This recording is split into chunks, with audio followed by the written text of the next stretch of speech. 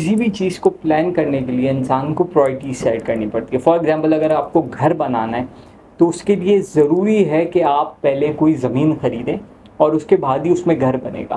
اگر کوئی شخص جو ہے وہ پہلے سیمنٹ خرید لے, ریتی خرید لے, بلاکس خرید لے, کلر خرید لے اور اس کے بعد وہ سوچے کہ یار اب میں پیسے جمع کرتا ہوں اور اب اس کے بعد پھر میں گھر بناؤں گا, تو ایسے شخص کو عموماً ہم لوگ بیوقوف کہتے ہیں. تو انسان کی نیچر یہ ہے کہ پہلے اپنا فائدہ, ہر چیز میں اس کو اپنا فائدہ جو ہے وہ پہلے نظر آنا شروع ہو جاتا ہے.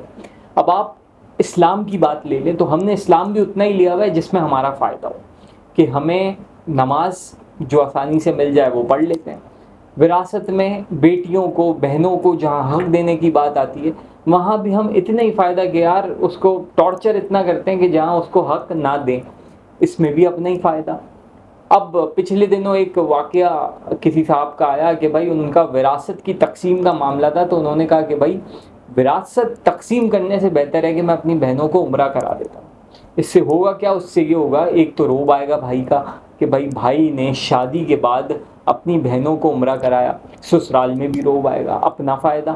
حالانکہ جائیداد وہ باپ کی تھی لیکن روب آ گیا بھائی کا.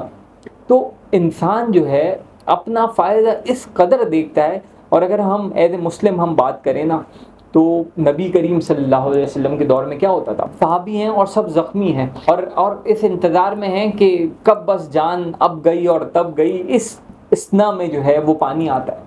تو ایک صحابی دوسرے کو کہتے ہیں کہ پہلے اس کو دو, وہ کہتے ہیں پہلے اس کو دو. ایک وہ دور تھا اور ایک آج کا دور ہے جس میں ہم لوگ اتنے مفاد پرست ہو گئے. انسان کتنا پیسہ جمع کر سکتا ہے کہ اس کی سوچ سے بھی زیادہ ہو, لیکن اس کے پیٹ میں کتنا جائے گا جتنا اس کا معدہ ہے. آج کے دور میں اب آپ کسی کو بول دو بھائی پردہ کرنا چاہیے تو کہیں گے بھائی وہ تو ماڈرن میں کیا پردہ, یہ تو دقیانوسی باتیں, یہ کیا اپنا فائدہ. اور کسی دوسرے پہ تنقید ہوگی تو آپ بولو گے کہ بھائی بے حیا لوگ ہیں. اب کرپشن کے بغیر پاکستان میں کوئی کام نہیں ہوتا. تو اس موقع پہ ہم بولتے ہیں اتنا تو چلتا ہے, یعنی اپنا فائدہ. اب امور خانہ میں دیکھیں کہ اگر آپ کا داماد جو ہے آپ کی بیٹی کا کچن میں ہاتھ بٹاتا ہے تو بڑی اچھی بات ہے, لیکن اگر ہمارا بیٹا جو ہے وہ ہماری بہو کا ہاتھ بٹائے, یعنی اپنی بیوی کا اگر ہاتھ بٹائے, تو یہ تو بڑی بری بات ہے. تو ہمارا اپنا فائدہ ہے کہ عجیب سا لگے گا کہ یار ہمارا بیٹا جو ہے وہ کام کر رہا ہے.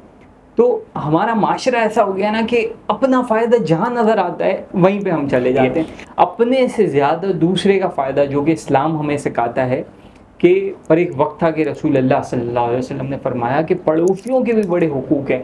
اور ایک وقت تو یہاں تک بھی آیا کہ ایسا نہ ہو کہ پڑوسیوں کو جائیداد میں بھی حصہ مل جائے, یعنی اپنا فائدہ تو نہیں دے گا. اسلام تو ہمیں سکھاتے ہی دوسرے کا فائدہ ہے, لیکن ہم اپنا فائدہ دیکھتے ہیں اور ہم اسی چیز میں اتنا پسے جا رہے ہیں کہ ہمارا پورا معاشرہ جو ہے وہ تباہ ہو کے رہے گا. تو ہمیں اپنے ارد گرد پہ نظر رکھنی چاہیے, اپنے سے زیادہ دوسروں کے فائدے کے بارے میں فکر رکھنی چاہیے کہ اگر آپ نہ بھی کچھ کر سکیں تو ایٹ لیسٹ کسی کے لیے اچھا سوچنا, یہ بھی ایک نیکی ہے. تو جہاں تک ہو سکے لوگوں کی ہیلپ کریں. ابھی جو حالات چل رہے ہیں وہ بہت مایوس کن ہیں, مہنگائی, افراتفری, ہر چیز ہی جو ہے وہ پاکستان میں ہوئی ہے.